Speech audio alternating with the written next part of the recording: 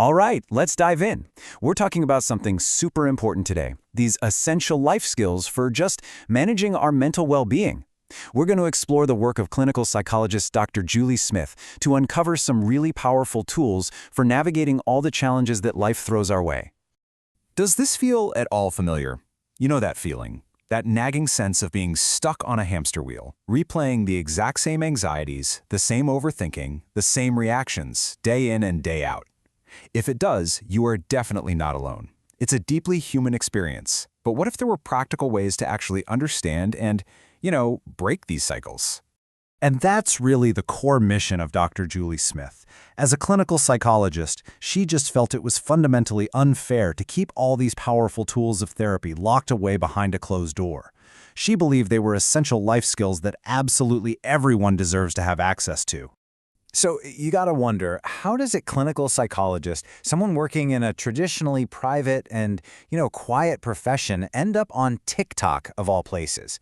I mean, it's the land of viral dances and trends. It's actually a fantastic story about meeting people exactly where they are. And get this, she was actually pretty reluctant at first. I mean, who wouldn't be? She was thinking, there's no way you can condense meaningful psychological concepts into just 60 seconds. But her husband urged her on, so she gave it a shot. And the response was just overwhelming. Millions of people were clearly hungry for evidence-based practical knowledge about how their own minds work. Okay, so let's get into the why. Why do we get so stuck in those loops? Well, Dr. Smith argues it really boils down to this super powerful concept, these invisible beliefs, or you could call them hidden rules, that are kind of secretly running our lives. It all starts with this thing called a core belief. And the best way to think about it is like a piece of software that's just running in the background of your mind. A lot of the time, it gets installed way back in childhood, and it's shaping how you feel and react without you even being consciously aware that it's there. And here's how that actually looks in real life, because it can sound a bit abstract. So let's say you have this deep hidden belief like, I am unlovable. That can create this really stressful conscious rule for living, something like, I have to be the perfect partner, otherwise no one will stick around. You can see how these rules just create this huge amount of pressure and basically set us up to fail, right? So how in the world do you break the cycle? Well, it's not a light switch, it's a process, step by step. At first, you just learn to notice the pattern after it's already happened. You look back and go, oh, there it is again. But then, with a little practice, you start to catch it while it's happening. And that right there is the magic moment. It's like this little window opens up where you realize, wait a second, I have a choice here. And that's when you can finally choose to do something different. Okay, so once we get a handle on the patterns that are keeping us stuck, we need a new direction to move in, right? And this is where Dr. Smith introduces what I think is a total game changer, understanding the difference between goals and values. Think about it like this. A goal, that's a destination on a map. It's a place you can get to, like get a promotion, check, done. But a value, that's your compass. It's the direction you're heading. It's a continuous path. It's all about how you want to be while you're on the journey.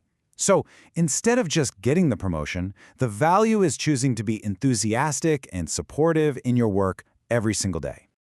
Okay, that's all great for the big picture, the long-term stuff. But what about right now? When you're just in a terrible mood and feel totally swamped, sometimes you can't just think your way out of it. You need some practical, in-the-moment tools, like a mental first aid kit.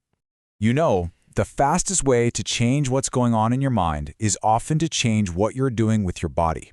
It sounds almost too simple, but it is incredibly effective. Just putting on some music that totally shifts your energy, going for a quick walk, literally singing out loud, or even just getting a hug. These things can create a massive shift in your emotional state.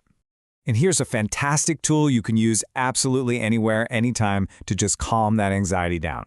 It's called box breathing. It's super simple. You just breathe in slowly for a count of 4, then you hold that breath for 4, then breathe out slowly for 4, and hold again for 4. That simple rhythm sends a direct signal to your nervous system that you're safe, and it just slows everything down.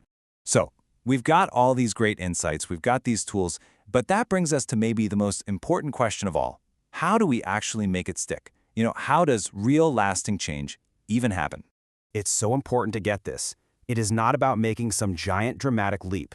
We always seem to underestimate the incredible power of small, consistent steps.